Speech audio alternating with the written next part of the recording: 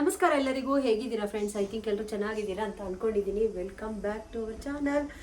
So ಇನ್ನೂ ಯಾರಾದರೂ ನನ್ನ ಚಾನಲ್ನ ಸಬ್ಸ್ಕ್ರೈಬ್ ಮಾಡದೆ ನೋಡ್ತಾ ಇದ್ದರೆ ಸಬ್ಸ್ಕ್ರೈಬ್ ಮಾಡಿಕೊಂಡು ಸಪೋರ್ಟ್ ಮಾಡಿ ಅಂತ ಕೇಳ್ಕೊಳ್ತೀನಿ. ಈಗ ಬೇಗ ಬೇಗ ರೆಡಿ ಆಗ್ತಾ ಇದ್ದೀವಿ. ಆ್ಯಕ್ಚುಲಿ ಇವತ್ತು ನಾವು ಭದ್ರಾವತಿಗೆ ಹೋಗ್ತಾ ಇದ್ದೀವಿ. ಶಿವಮೊಗ್ಗದಲ್ಲಿ ಒಂದು ಫಂಕ್ಷನ್ ಇದೆ, ಹಾಗಾಗಿ ರೆಡಿ ಆಗಿದ್ದೀವಿ. ನಾನು ಈ ಡ್ರೆಸ್ ಹಾಕ್ಕೊಂಡಿದ್ದೀನಿ. ಇದು ನಾನು ಮೀಶೋದಲ್ಲಿ ಈಗ ತೊಗೊಂಡಿದ್ದು, ಮೊನ್ನೆ ಅಷ್ಟೇ ಬಂತು. ಬಟ್ ತುಂಬ ಚೆನ್ನಾಗಿದೆ, ನನಗೊಂದು ಸಖತ್ ಇಷ್ಟ ಆಯಿತು. ಇದು ಕಾಟನ್ ಮೆಟೀರಿಯಲ್ಲು ನೋಡಿ, ಈ ಥರ ಇದೆ. ತೋರಿಸ್ತೀನಿ ಯಾವ ಥರ ಕಾಣಿಸುತ್ತೆ ಅಂತ. ಸೊ ಇಲ್ಲಿ ಜೋಬ್ ಕೂಡ ಇದೆ. ಆಮೇಲೆ ವೈಟು, ನನಗೆ ಇವಾಗ ಯಾಕೋ ಒಂದು ಸ್ವಲ್ಪ ವೈಟೆಲ್ಲ ಇಷ್ಟ ಆಗುತ್ತೆ. ಸೊ ವೈಟು ಒಳಗಡೆ ಸ್ವಲ್ಪ ಟ್ರಾನ್ಸ್ಪರೆಂಟ್ ಇದೆ, ಬಟ್ ಸಿಮ್ಮಿಸ್ ಹಾಕಿದ್ರೆ ಚೆನ್ನಾಗಿ ಅನಿಸುತ್ತೆ. ಒಂದು ಸತಿ ವಾಶ್ ಆದಮೇಲೆ ಸ್ವಲ್ಪ ಥಿಕ್ನೆಸ್ ಬರುತ್ತೆ. ಎಲ್ಲ ಕಾಟನ್ದು ಇದೊಂಥರ ಲೈನಿಂಗ್ ಅಲ್ಲ, ಲೆನಿನ್ ಕಾಟನ್ನು. ಸೊ ಹಾಗಾಗಿ ಸ್ವಲ್ಪ ಟ್ರಾನ್ಸ್ಪರೆಂಟ್ ಅಂತ ಅನಿಸುತ್ತೆ, ಬಟ್ ತುಂಬ ಚೆನ್ನಾಗಿದೆ. ಸೊ ಈ ಥರ ಇದೆ. ಇದಕ್ಕೆ ಒಂದು ಪ್ಲಾಜೋ ಪ್ಯಾಂಟ್ ಥರ ಬಂದಿದೆ. ಸೊ 2 ಡೇಸ್ ಲಾಗು, ಸಾಟರ್ಡೇ ಸಂಡೇ 2 ಡೇಸ್ ಲಾಗು. ಒಂದು ಫಂಕ್ಷನ್ ಇದೆ, ಫಂಕ್ಷನಿಗೆ ಅಂತ ನಾವು ಹೋಗ್ತಾ ಇದ್ದೀವಿ. ಸೊ ಬನ್ನಿ ಹೋಗೋಣ. ಬರ್ಡ್ಸು ಬೇಡ ಅಂತ ಈಗ ಭದ್ರಾವತಿಗೆ ತಗೊಂಡು ಹೋಗ್ತಾ ಇದ್ದಾರೆ. ಎಲ್ಲಿಂದ ಬಂದಿತ್ತು ಅಲ್ಲಿಂದಾನೇ ಏನು ಮಾರೋದೆಲ್ಲ ಏನು ಬೇಡ, ಅವರಿಗೆ ಕೂಡ ದೊಡ್ಡದು. ಸೊ ನಮ್ಮ ಇದವರು ದೊಡ್ಡದು ಕೇಜ್ ತಂದವ್ರಂತೆ, ಯಾಕೆ ಅದರಲ್ಲೇ ಇರ್ಲಿ ಅಂತ. ಇಲ್ಲಿ ನೋಡ್ಕೊಳಕ್ಕಾಗಲ್ಲ, ಯಾಕೋ ಮೇಂಟೈನ್ ಮಾಡೋಕ್ಕಾಗ್ತಾ ಇಲ್ಲ. ಮೇಂಟೈನ್ ಮಾಡೋರು ಇಲ್ಲ, ಹೋಗ್ತಿದ್ದಾರೆ ಮೇಂಟೈನ್ ಮಾಡೋರು. ಅದಕ್ಕೆ ಆಗಲ್ಲ ಅಂತ ತಗೊಂಡೋಗಿ ಕೊಡ್ತಾ ಇದ್ದೀವಿ. ಈಗ ಹೊರಟಿದ್ದೀವಿ. ಎಷ್ಟಾಯಿತು? 3 o'clock. ನೋಡೋಲ್ಲ, ಅದು ಸೌಂಡ್ ಏನು ಮಾಡ್ತಾ ಇದೆ? ಯಾಕೆ ನಾನೆಲ್ಲೂ ಹೋಗಲ್ಲ, ನಿಮ್ಮನೇಲೇ ಇರ್ತೀನಿ ಅಂತ. ನಿನ್ನೆ ಭದ್ರಾವತಿ ರೀಚ್ ಆಗೋದ್ರೊಳಗೆ ಸಿಕ್ಕಾಬಟ್ಟೆ ಮಳೆ. ಸೊ ಹಾಗಾಗಿ ನಿನ್ನೆ ಲಾಗ್ನ ಏನು ಕಂಟಿನ್ಯೂ ಮಾಡಲಿಲ್ಲ, ನೆಕ್ಸ್ಟ್ ಡೇ ಕಂಟಿನ್ಯೂ ಮಾಡ್ತಾ ಇದ್ದೀನಿ. ಸೊ ಬರ್ಡ್ಸ್ ಎಲ್ಲ ತಂದು ನಮ್ಮನೆ ಬರ್ಡ್ಸ್ನು ಇದ್ರೊಳಗೇನೆ ಬಿಟ್ಟಿದ್ದಾಯಿತು. ಇವ್ರು ದೊಡ್ಡ ಕೇಜ್ ತಂದಿದ್ದಾರೆ. ಇವಾಗ 9 ಬರ್ಡ್ಸ್ ಆಗಿದೆ. ಸೊ ಇವರೇ ನೋಡ್ಕೊಳ್ಳಿ ಅಂತ ತೊಗೊಂಡು ಬಂದ್ವಿ, ಹೇಗೂ ಜೊತೆಯಲ್ಲಿ ಇರ್ತವೆ ಅಂತ. ಕಚ್ಚಾಡ್ತವೆ ಅಂತ ಮಕ್ಕಳು ಅಂತ ನೋಡ್ಕೊಳ್ತಾ ಇದ್ರು, ಬಟ್ ಏನು ಕಚ್ಚಾಡ್ತಾ ಇರಲಿಲ್ಲ, ಆರಾಮಾಗೆಲ್ಲ ಫ್ರೆಂಡ್ಸ್ ಆಗಿದ್ದಾವೆ. ಸೊ ನೆಕ್ಸ್ಟ್ ಡೇ ರೆಡಿ ಆಗಿದ್ದೀವಿ, ಫಂಕ್ಷನಿಗೆ ಹೋಗೋಣ ಅಂತ. ನಾನು ಈ ಪಿಂಕ್ ಕಲರ್ ಸ್ಯಾರಿನ ಹಾಕ್ಕೊಂಡು ರೆಡಿಯಾಗಿದ್ದೆ. ನೆಕ್ಸ್ಟ್ ಡೇನೇ ಅಮ್ಮೋರೆಲ್ಲ ಅಲ್ಲಿಗೆ ಬಂದರು, ನಮ್ಮ ಮನೆಗೆ. ಅವ್ರಿಗೂ ಕರೆದಿದ್ದಾರೆ. ಸೊ ಫಂಕ್ಷನ್ ನಡೀತಾ ಇರೋದು ಶಿವಮೊಗ್ಗದಲ್ಲಿ. ನಮ್ಮ ಮಾವ ಇದ್ದಾರಲ್ಲ, ಅವರ ಫ್ರೆಂಡು ಮಾದೇಗೌಡ್ರ ಅಂಕಲ್ ಮತ್ತು ಆಂಟಿ ಶಾಂತಮ್ಮ ಆಂಟಿ ಅವ್ರದ್ದು 50ನೇ ವರ್ಷದ ಆ್ಯನಿವರ್ಸರಿ.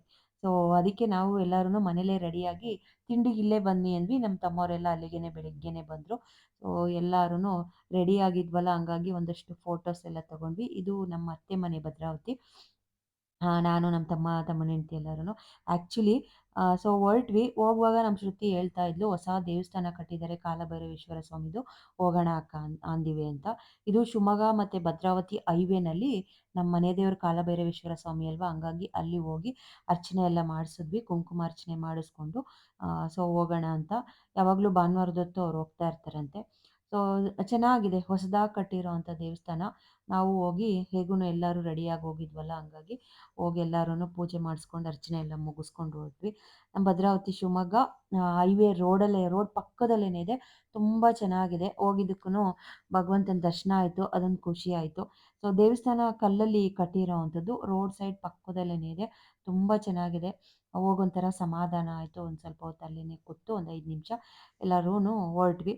ಆ್ಯಕ್ಚುಲಿ ಏನಪ್ಪ ಅಂದರೆ, ನಮ್ಮ ಮಕ್ಕಳಂತೂ ನಾವೆಲ್ಲ ಪೂಜೆ ಮಾಡಿಸೋ ಇದರಲ್ಲಿದ್ದರೆ, ಅವರು ಕ್ರ್ಯಾಬ್ನ ಹಿಡಿಯೋದ್ರಲ್ಲಿದ್ದರು. ಮಳೆ ಬಂದಿತ್ತಲ್ಲ, ಸಿಕ್ಕಾಪಟ್ಟೆ ಅಲ್ಲಿ ಕ್ರ್ಯಾಬ್ ಓಡಾಡ್ತಾ ಇತ್ತು, ಹಂಗಾಗಿ ಅವ್ರು ನೋಡ್ತಾ ಇದ್ರು. ನಾವು ಮಾತ್ರ ದೇವಸ್ಥಾನದಲ್ಲಿ ಹೋಗಿ ಒಂದು ಸ್ವಲ್ಪ ಹೊತ್ತು ಕೂತ್ಕೊಂಡು ಹೊರಟ್ವಿ. ನಾನು ನಮ್ಮ ಶ್ರುತಿ ಇಬ್ಬರೂ ಮಾತಾಡ್ಕೊಂಡೇನಿಲ್ಲ.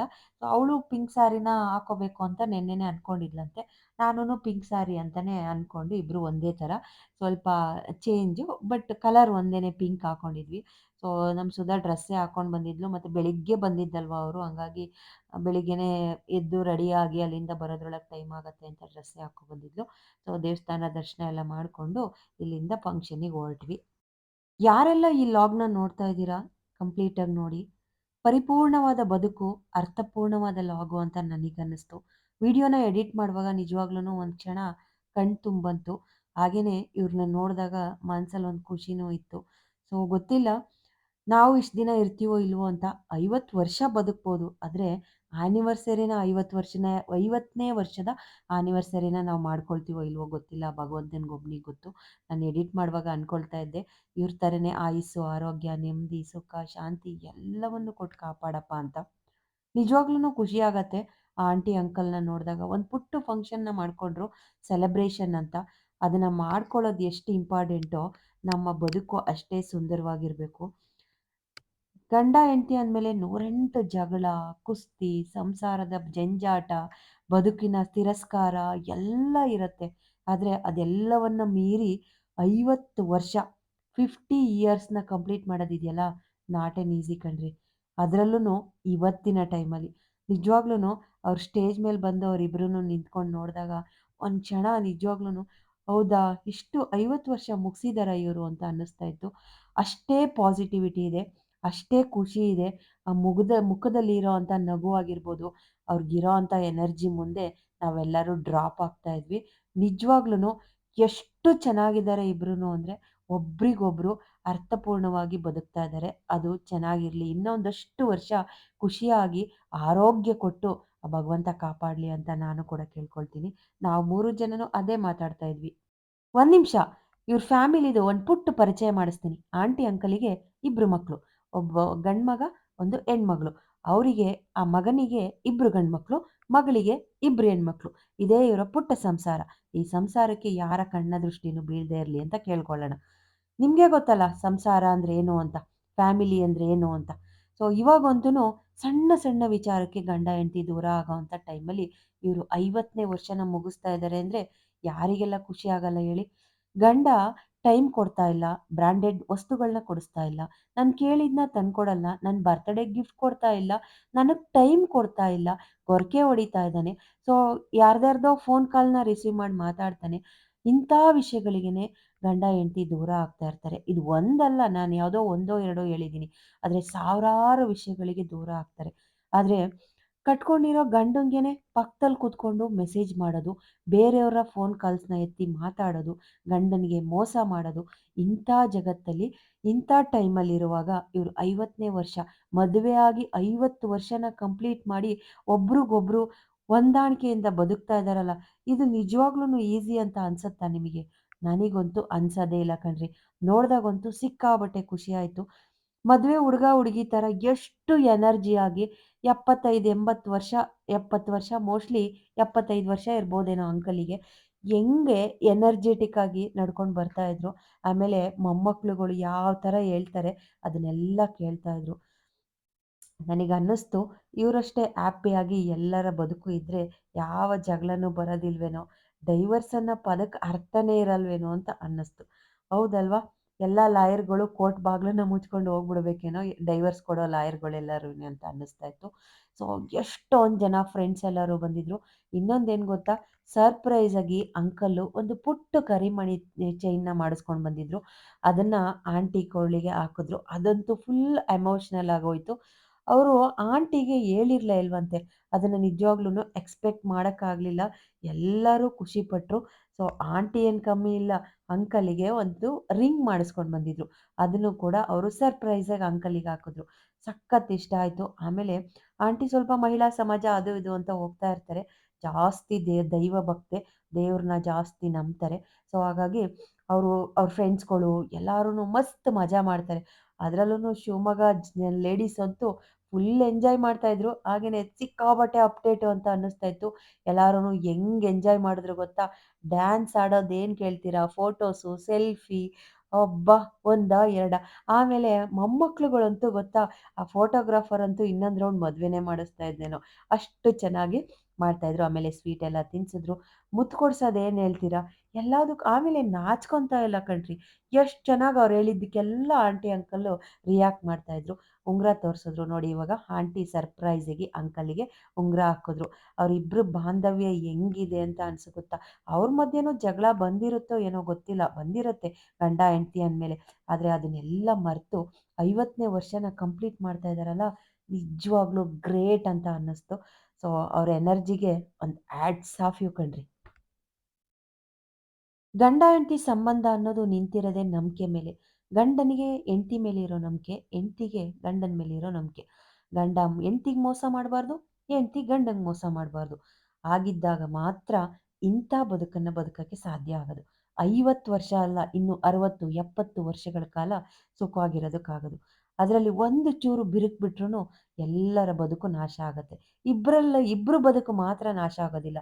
ಎಲ್ಲರದೂ ಇಡೀ ಫ್ಯಾಮಿಲಿ, ಕುಟುಂಬ, ಅವ್ರನ್ನ ನಂಬ್ಕೊಂಡಿರೋರು, ಅವ್ರ ಹಿಂದೆ ಇರೋರು, ಅವ್ರನ್ನ ನೋಡ್ಕೊಂಡು ಬೆಳೆಯೋರು ಎಲ್ಲರದ್ದೂ ನಾಶ ಆಗತ್ತೆ. ನಿಜವಾಗ್ಲೂ ನಾನು ಈಗ ಗ್ರೂಪ್ ಫೋಟೋ ತಗೊಳ್ಳುವಾಗ ಅನ್ನಿಸ್ತಾ ಇತ್ತು, ಎಷ್ಟು ಚೆನ್ನಾಗಿದ್ದಾರೆ, ಎಲ್ಲರೂ ಎಷ್ಟು ಖುಷಿಯಿಂದ ಅವ್ರಿಗೆ ವಿಶ್ ಮಾಡ್ತಾ ಇದ್ದಾರೆ ಅಂತ. ತುಂಬಾನೇ ಖುಷಿ ಆಯ್ತು. ಎಲ್ಲರೂ ಅವ್ರ ಕಾಲು ಮುಟ್ಟಿ ನಾವು ಕೂಡ ನಮಸ್ಕಾರ ಮಾಡ್ಕೊಂಡ್ವಿ. ಯಾಕೆ ಗೊತ್ತಾ? 50 ವರ್ಷ ಕಂಪ್ಲೀಟ್ ಮಾಡೋದು ನಾಟ್ ಎನ್ ಈಸಿ ಅಂತ ನಮಗೂ ಅನ್ನಿಸ್ತು. ಸೊ ಹಾಗಾಗಿ ಅವ್ರ ಆಶೀರ್ವಾದನ ತಗೊಂಡ್ವಿ. ನಮ್ಮ ತಮ್ಮ ಅವರಿಗೆ ಶಾಲೆಲ್ಲ ಒದಿಸಿ, ಪೇಟ ಹಾಕಿ, ಹಾರ ಹಾಕಿ ಅವ್ರಿಗೊಂಥರ ಸಿಕ್ಕಾಪಟ್ಟೆ ಖುಷಿ ಆಯಿತು. ಅಂಕಲ್, ಆಂಟಿ ಸ್ವಲ್ಪ ಎಮೋಷ್ನಲ್ ಕೂಡ ಆದರು. ಚೆನ್ನಾಗಿ ಕಾಣಿಸ್ತಾ ಇದ್ರು ಆ ಪೇಟ ಹಾಕ್ಕೊಂಡು. ಸೊ ಇದು ನಮ್ಮ ಫ್ಯಾಮಿಲಿ, ಎಲ್ಲರೂ ನಮ್ಮ ಫ್ಯಾಮಿಲಿ ಕಡೆಯಿಂದ ಅವ್ರಿಗೊಂದು ಪುಟ್ಟ ಸನ್ಮಾನ ಮಾಡಿದ್ವಿ. ಸೊ ಇದು ಎಷ್ಟೇ ಸನ್ಮಾನ ಮಾಡಿದ್ರೂ ಕಮ್ಮಿ ಅಂತಲೇ ಅನ್ನಿಸ್ತು. ಸೊ ಅವರ ಆಶೀರ್ವಾದ ತಗೊಳ್ಳೋಣ ಅಂತ ನಾವು ಕೂಡ ಎಲ್ಲರೂ ಕಾಲು ಮುಟ್ಟಿ ನಮಸ್ಕಾರ ಮಾಡಿ ಆಶೀರ್ವಾದ ತಗೊಂಡ್ವಿ. ಹಾಗೆಯೇ ನಮ್ಮ ಅತ್ತೆ, ಮಾವ ಇವ್ರ ಫ್ರೆಂಡ್ಸ್ ಆಗಿರೋದು ಸಿಕ್ಕಾಪಟ್ಟೆ ಒಂಥರ ಫ್ಯಾಮಿಲಿ ಫ್ರೆಂಡ್ ಥರನೇ ಇದ್ದೀವಿ. ಎಲ್ಲರೂ ಖುಷಿ ಪಟ್ವಿ. ಸೊ ಒಂದು ಗ್ರೂಪ್ ಫೋಟೋ ಕೂಡ ತಗೊಂಡ್ವಿ. ನಿಜವಾಗ್ಲೂ ಅನ್ನಿಸ್ತು, ಒಂದು ಒಳ್ಳೆ ಕಾರ್ಯಕ್ರಮಕ್ಕೆ ಬಂದಿದ್ದೀನೇನೋ. ಇವತ್ತಿನ ಲಾಗು ಒಂಥರ ಮನಸ್ಸಿಗೆ ಏನೋ ಒಂಥರ ಖುಷಿ ಕೊಡ್ತು. ಸೊ ಎಷ್ಟು ಎಂಜಾಯ್ ಮಾಡಿದ್ವಿ ಅಂದರೆ, ಅವ್ರ ಫ್ಯಾಮಿಲಿಯವ್ರಿಗೆಲ್ಲರಿಗಿನ್ನ ಜಾಸ್ತಿ ಎಂಜಾಯ್ ಮಾಡಿದ್ದು ನಾವೇನೋ ಅಂತ ಅನ್ನಿಸ್ತು. ಸೊ ಹಾಗಾಗಿ ಸಿಕ್ಕಾಪಟ್ಟೆ ನಮ್ಮ ಫ್ಯಾಮಿಲಿ ಅಂದರೆ ಅವ್ರಿಗೂ ಸಿಕ್ಕಾಪಟ್ಟೆ ಇಷ್ಟ. ನಮ್ಮನ್ನೆಲ್ಲರನ್ನೂ ಮಕ್ಳು ಥರನೇ ಟ್ರೀಟ್ ಮಾಡ್ತಾರೆ. ನಾವು ಬೇರೆ, ಅವ್ರು ಬೇರೆ ಅನ್ನೋ ಥರ ಇಲ್ಲ. ಇವತ್ತಿಗೂ ಅಷ್ಟೇ ಚೆನ್ನಾಗಿ ಅದೇ ಪ್ರೀತಿ, ಬಾಂಧವ್ಯ. ನಾನು 20 ವರ್ಷಗಳಿಂದ ಅವ್ರನ್ನ ನೋಡ್ತಾ ಬಂದಿದ್ದೀನಿ. ಸೊ ಅದೇ ಗೌರವ, ಅದೇ ಪ್ರೀತಿ ಇದೆ, ಅದೇನೇ. ಮದುವೆ ಆಗಿ 3 ತಿಂಗಳಿಗೆ, 6 ತಿಂಗಳಿಗೆ, 1 ವರ್ಷ ತುಂಬೋದ್ರೊಳಗೆ ಗಂಡ ಹೆಂಡತಿ ಸಂಬಂಧಕ್ಕೆ ಎಳ್ಳು ನೀರು ಬಿಡೋ ಈ ಕಾಲದಲ್ಲಿ 50 ವರ್ಷ ಕಂಪ್ಲೀಟ್ ಮಾಡ್ತಾ ಇದ್ದಾರೆ ಅಂದರೆ ನಿಜವಾಗ್ಲೂ ನಾಟ್ ಎನ್ ಈಸಿ ಅಂತ ನನಗನ್ನಿಸ್ತು. ಸೊ ನಂಬಿಕೆನೇ ಜೀವನ. ನಂಬಿಕೆಯಿಂದ ಯಾರು ಇರ್ತಾರೋ ಅವರು ಮಾತ್ರ ಇಂಥ ಸಾರ್ಥಕತೆಯ ಬದುಕನ್ನ ಬದುಕೋಕ್ಕೆ ಸಾಧ್ಯ ಆಗತ್ತೆ ಅಂತ ನನಗೆ ಪರ್ಸ್ನಲಿ ಅನ್ನಿಸ್ತು. ತುಂಬಾ ಖುಷಿ ಆಯಿತು. ವಿಡಿಯೋ ಕೊನೆ ಹಂತಕ್ಕೆ ಬಂದಿದ್ದೀವಿ. ಎಲ್ಲ ನಮ್ಮ ಫ್ಯಾಮಿಲಿಯವರೇ ಒಂದಷ್ಟು ಸ್ಟೆಪ್ಸ್ ಹಾಕ್ತಾ ಇದ್ವಿ. ನಮ್ಮ ತಮ್ಮ ಇದ್ರಂತೂ ಬಿಡಲ್ಲ, ಅವನು ಎಲ್ಲರಿಗೂ ಡ್ಯಾನ್ಸ್ ಆಡಿಸೇ ಆಡಿಸ್ತಾನೆ. ಹಾಗೆಯೇ ಅಲ್ಲಿ ಹಾಕಿರೋ ಮ್ಯೂಸಿಕ್ಕು ಎಂಥವ್ರಿಗೂ ನಿಂತ್ಕೊಂಡು ಡ್ಯಾನ್ಸ್ ಆಡಬೇಕು ಅಂತ ಅನ್ನಿಸ್ತಾ ಇತ್ತು. ಅದರಲ್ಲಿ ನಮ್ಮ ಆಶಾ ಅಂತೂ ಚೆನ್ನಾಗಿ ಡ್ಯಾನ್ಸ್ ಆಡ್ತಾ ಇದ್ಲು. ನಾವು ಒಂದೊಂದು ಸ್ಟೆಪ್ ಹಾಕಿದ್ವಿ. ನಾವೇನೆಲ್ಲ ಡ್ಯಾನ್ಸರ್ಸ್ ಅಲ್ಲ, ಆದ್ರೂ ಅವ್ರಿಗೆ ಖುಷಿ ಆಗತ್ತೆ ಅಂದರೆ. ನೀವು ಫೈನಲಿ ನೋಡಿ, ಆಂಟಿ ಅಂಕಲ್ಗೂ ಬಿಟ್ಟಿಲ್ಲ, ಡ್ಯಾನ್ಸ್ ಆಡಿಸ್ದ. ಆಂಟಿ ಒಂದೊಂದೇ ಸ್ಟೆಪ್ ಹಾಕ್ತಾಯಿದ್ರು. ನಿಜವಾಗ್ಲೂ ಇರೋ ಎನರ್ಜಿ ನಮಗಿಲ್ಲ ಅಂತ ಅನ್ನಿಸ್ತಾ ಇತ್ತು. ಎಷ್ಟೊತ್ತು ತನಕ ನಿಂತ್ಕೊಂಡಿದ್ದಾರೆ ಎಲ್ಲರೂ ವಿಶ್ ಮಾಡಿ ಹೋಗಾದ್ಮೇಲೆ ಡ್ಯಾನ್ಸ್ ಕೂಡ ಆಡ್ತಾ ಇದ್ದಾರೆ. 3:30 ಆಗಿತ್ತು ನಾವು ಊಟಕ್ಕೆ ಕೂರೋದ್ರೊಳಗೆ. ಆದ್ರೂ ಎಷ್ಟು ಎನರ್ಜಿಯಾಗಿ ಬೆಳಗ್ಗೆಯಿಂದ ಅವ್ರು ನಿಜವಾಗ್ಲೂ ಸಿಕ್ಕಾಪಟ್ಟೆ ಖುಷಿ ಆಯಿತು. ನಾವು ನಮ್ದೊಂದು ಸ್ಟೆಪ್ ಇರಲಿ ಅಂತ ಹಾಕಿದ್ವಿ. ಎಲ್ಲ ಸ್ಯಾರಿ ಬೇರೆ ಹಾಕ್ಕೊಂಡಿದ್ವಲ್ಲ, ಡ್ಯಾನ್ಸ್ ಆಡೋಕ್ಕಾಗತ್ತಾ? ಆದರೂ ಒಂದೊಂದು ಸ್ಟೆಪ್ ಹಾಕಿ ಡ್ಯಾನ್ಸ್ ಆಡಿದ್ವಿ. ಅವ್ರಿಗೆ ಖುಷಿ ಆಗತ್ತೇನೋ ಅಂತ ಅಷ್ಟೇ. ಸೊ ದೂರದಲ್ಲೇ ಕೂತ್ಕೊಂಡು ನಮ್ಮ ಅತ್ತೆ, ಮಾವ ಹಂಗೆ ನೋಡ್ತಾ ಇದ್ರು. ಪಾಪ ಅವ್ರೇನು ಅನ್ನಲ್ಲ, ಆದ್ರೂ ಏನಾರು ಅನ್ಕೊಳ್ತಾರೇನೋ ಅಂತ ನಮಗೆ ಒಳಗೊಳಗೇನೆ ಅನ್ನಿಸ್ತಾ ಇತ್ತು. ಆದರೂ ಪರವಾಗಿಲ್ಲ ಬನ್ನಿ ಅಂತ ಡ್ಯಾನ್ಸ್ ಎಲ್ಲ ಆಡಿದ್ವಿ. ಸೊ ಅವ್ರ ಮೊಮ್ಮಕ್ಕಳಂತೂ ಸಿಕ್ಕಾಪಟ್ಟೆ ಎನರ್ಜಿಟಿಕ್ ಆಗಿದ್ರು. ಹುಡುಗಿಯರು ಫುಲ್ಲು ಡ್ಯಾನ್ಸ್ ಎಲ್ಲ ಆಡಿಸ್ತಾ ಇದ್ರು. ನಾವು ಒಂದು ರೌಂಡು ಡ್ಯಾನ್ಸ್ ಎಲ್ಲ ಆಡಿಸ್ಕೊಂಡು ಸ್ಟೇಜಿಂದ ಕೆಳಗಿಳಿದ್ವಿ. ಸೊ ಚೆನ್ನಾಗಿತ್ತು ಫಂಕ್ಷನ್ನು.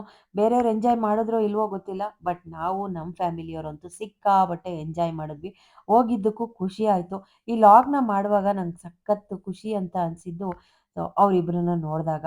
ಅವರು 100 ವರ್ಷ, ಇನ್ನೊಂದಷ್ಟು ವರ್ಷ ಜೊತೆಯಾಗಿ ಖುಷಿಯಾಗಿ ಬದುಕಲಿ. ಸೊ ದೇವ್ರು ಎಲ್ಲ ಕೊಟ್ಟಿದ್ದಾನೆ, ಆರೋಗ್ಯ ಕೊಟ್ಟು ಕಾಪಾಡಲಿ ಅಂತ ನಾನು ಕೂಡ ಕೇಳ್ಕೊಳ್ತೀನಿ. ತುಂಬಾ ಇಷ್ಟ ಆಗುತ್ತೆ. ಇಂಥ ಸಾರ್ಥಕತೆಯ ಬದುಕನ್ನು ನಡೆಸೋರನ್ನ ನೋಡಿದಾಗ ಅವರ ಆಶೀರ್ವಾದನ ನಾವು ತಗೋಬೇಕು ಅಂತ ಅನಿಸುತ್ತೆ. ಸುಮಾರು 20 ವರ್ಷದಿಂದ ನಾನು ಅವ್ರನ್ನ ನೋಡ್ತಾ ಬಂದಿದ್ದೀನಿ. ಅವತ್ತಿನ ಪ್ರೀತಿ ಇವತ್ತಿಗೂ ಇದೆ. ನಮ್ಮನ್ನು ಕೂಡ ಮಕ್ಳ ಥರ ಟ್ರೀಟ್ ಮಾಡ್ತಾರೆ. ಅದೇ ನನಗೆ ಖುಷಿ ಆಗೋವಂಥದ್ದು. ಅವ್ರು ಯಾವುದೇ ಫಂಕ್ಷನ್‌ಗೆ ಕರೆದ್ರೂ ಪಾಪ ಹೋಗೋಕ್ಕಾಗ್ತಾ ಇರಲಿಲ್ಲ. ಬಟ್ ಈ ಫಂಕ್ಷನ್‌ಗೆ ಮಿಸ್ ಮಾಡ್ದೇನೆ ಹೋಗಲೇಬೇಕು ಅಂತ ನಾನು ಹಠ ಮಾಡಿ ನನ್ನ ಹಸ್ಬೆಂಡ್ ಕರ್ಕೊಂಡು ಹೋದೆ. ಖುಷಿ ಆಯಿತು. ಫಂಕ್ಷನ್ ಎಲ್ಲ ಮುಗಿಸ್ಕೊಂಡು ನಾನ್ ವೆಜ್ ಅಡುಗೆ ಮಾಡಿಸಿದ್ರು. ಊಟ ಮುಗಿಸ್ಕೊಂಡು ಅಲ್ಲಿಂದ ಶಿವಮೊಗ್ಗ ಬಿಟ್ವಿ. 4 ಗಂಟೆ ಆಗಿತ್ತು ಬಿಟ್ಟಾಗ. ನಮ್ಮ ಅತ್ತೆ, ಮಾವ ಎಲ್ಲ ಆ ಕಡೆನೇ ಹೊರಟ್ರು ಭದ್ರಾವತಿಗೆ. ನಾವೆಲ್ಲರೂ ನಮ್ಮ ತಮ್ಮವ್ರೊಂದು ಕಾರು, ನಾವೊಂದು ಕಾರು ಬಂದ್ವಿ. ಮಧ್ಯ ದಾರಿಲಿ ಬರ್ತಾ ನಿದ್ದೆ ಬರ್ತಾ ಇದೆ ಅಂತ ಚಹಾ ಕುಡಿಯೋಕ್ಕೆ ಅಂತ ನಿಲ್ಲಿಸಿದ್ರು. ಬಾಣಾವಾರದ ಹತ್ರ ಯಾವುದೋ ಮಲೆನಾಡ ಅಮೃತ ಚಹಾ ಅಂತೆ. 1 ಕಪ್ ಟೀ ಕುಡಿದು ನೋಡಿ ಅಂತ ಇತ್ತು. ಸರಿ ನೋಡೋಣ ಅಂತ ಟೀ ಕುಡಿಯೋದಕ್ಕೆ ಅಂತ ನಿಲ್ಲಿಸಿದ್ರು. ಬೈತಾ ಇದ್ದ ನನ್ನ ತಮ್ಮ, ನಾವು ಡ್ರೈವಿಂಗ್ ಕೆಲಸ ಮಾಡಬೇಕು, ನೀವೆಲ್ಲ ಚೆನ್ನಾಗಿ ತಿಂದು ನಿದ್ದೆ ಮಾಡ್ತೀರಾ ಅಂತ. ಇನ್ನೇನು ಮಾಡೋದು? ಸೊ ಹಾಗಾಗಿ ಟೀ ಕುಡಿಯೋಣ ಅಂತ ನಿಲ್ಲಿಸಿದ್ವಿ. ಟೀ ಎಲ್ಲ ಕುಡ್ಕೊಂಡು ಅಲ್ಲಿಂದ ಹೊರಟ್ವಿ. ಈ ಲಾಗ್ನ ಇಲ್ಲಿಗೆ ಎಂಡ್ ಮಾಡ್ತೀನಿ. ಒಂದು ಹೇಳೋದಕ್ಕೆ ಇಷ್ಟಪಡ್ತೀನಿ ಕೊನೆಯಲ್ಲಿ, ನೀವು ನೀವಾಗಿರಿ, ಎಲ್ಲರಿಗೂ ಪ್ರೀತಿ ಕೊಡಿ. ನೀವು ಪ್ರೀತಿಯಿಂದ ಮಾತಾಡಿಸಿ ಪ್ರೀತಿನ ಕೊಟ್ಟರೆ ಆ ಕಡೆಯಿಂದ ಪ್ರೀತಿನೇ ಸಿಗತ್ತೆ. ಇರೋದೊಂದು ಲೈಫ್ ಕಣ್ರಿ, ಜೀವನನ ಚೆನ್ನಾಗಿ ಬದುಕಬೇಕು. ಇವತ್ತಿದ್ದು ನಾಳೆ ಸಾಯೋದು, ಯಾರು ಯಾವಾಗ ಹೋಗ್ತೀವಿ ಅಂತ ಯಾರಿಗೂ ಗೊತ್ತಿರಲ್ಲ. ಸೊ ಭಗವಂತ ಬನ್ನಿ ಅಂದಾಗ ಡೈರೆಕ್ಟ್ ಹೋಗ್ತಾ ಇರಬೇಕು. ಮುಂದಿನ ಲಾಗಲ್ಲಿ ಸಿಗ್ತೀನಿ.